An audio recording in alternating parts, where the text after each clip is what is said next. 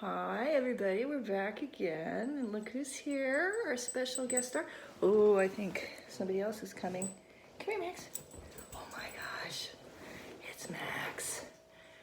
Max hates everything, but he's joining us today. I've moved into my new place with my view of the golf course, so I'm happy.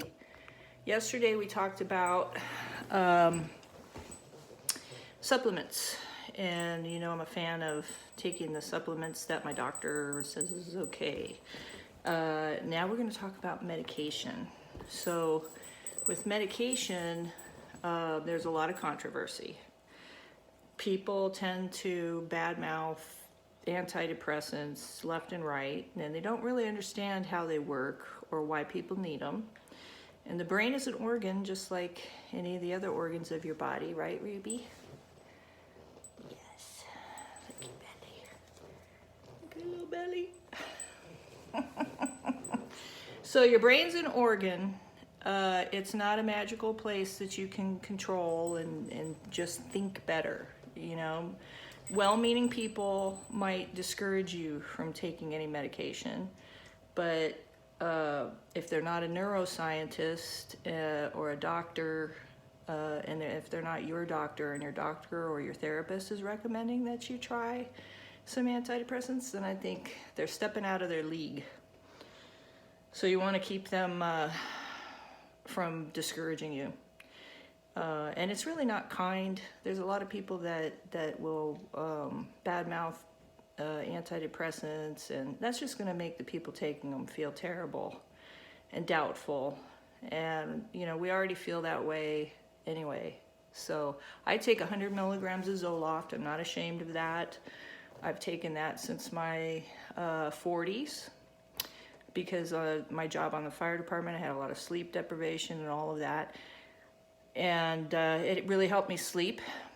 And so if you're having trouble sleeping, that's kind of my clue that you might need to be on something like Zoloft, which is an antidepressant. And that's mainly what I'm going to talk about.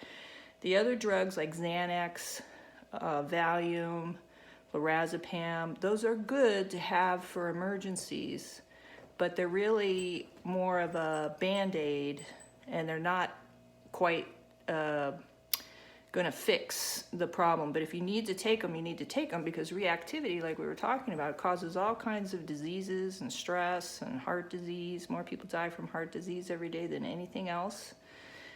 And with the virus going around, you want to keep your immune system good. So you want to keep your stress levels down. And here's how the antidepressant does that. First discovered antidepressants trying to treat tuberculosis. And they had one group of people with tuberculosis taking the antidepressant and another group taking a placebo, so a fake antidepressant or a fake pill. They thought this was going to work on the lungs, the antidepressants.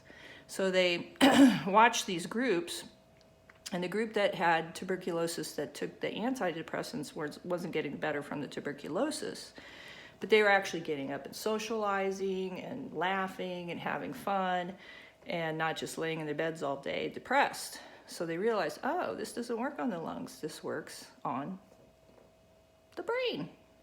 Now, do we know completely how it works now? We don't, but we don't know a lot of things, and we still know they work. So that bees can fly. We don't know why, really. It's supposed to be aerodynamically impossible. So what the antidepressant does is it looks like serotonin to the neurons in your brain. So you've got all these nerve cells in your brain. Remember, they're coated in fat. That's why you need your omega fatty acids to insulate them, so you don't have like an electrical cord with a piece of wire sticking out.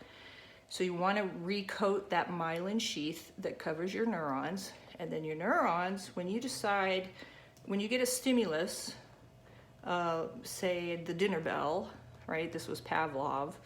You start to salivate a little bit, and it's connecting those neurons up in your brain. So you hear the dinner bell, you start thinking about eating, and then you start salivating. So now we're starting a neural pathway, and those can be very strong in our brains, like we were talking about. And then the other parts of the brain, though, that need the serotonin aren't going to get it if you don't have enough of it. So that serotonin is just going to go to your main primary parts of your brain, your brainstem, some of the other parts that aren't as important to keep you alive. So your prefrontal cortex, which develops last, and that's where you make your decisions, your judgments, a lot of your thinking and stuff. That develops last in your 30s.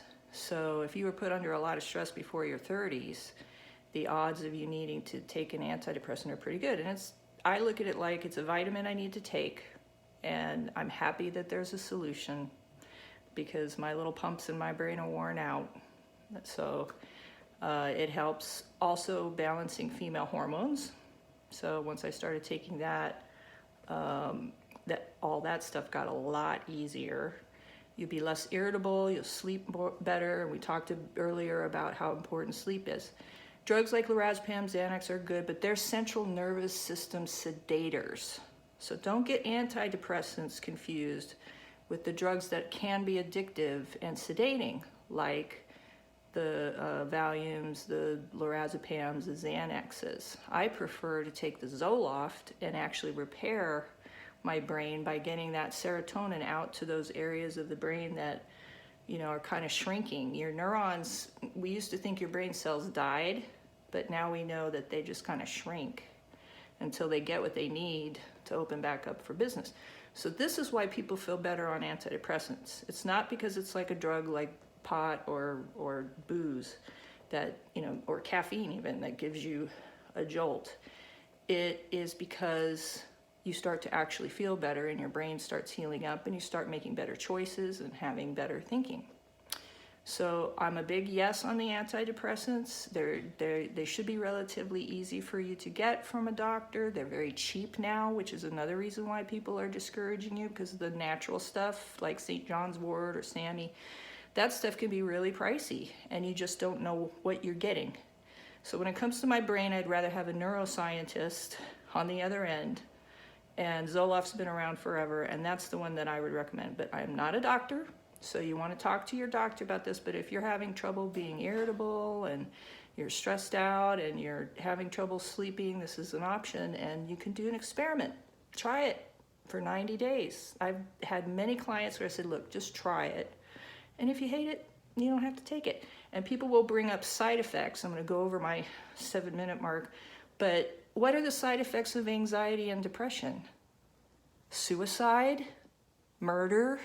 I mean, those are two of things that, people have mental illness, they do.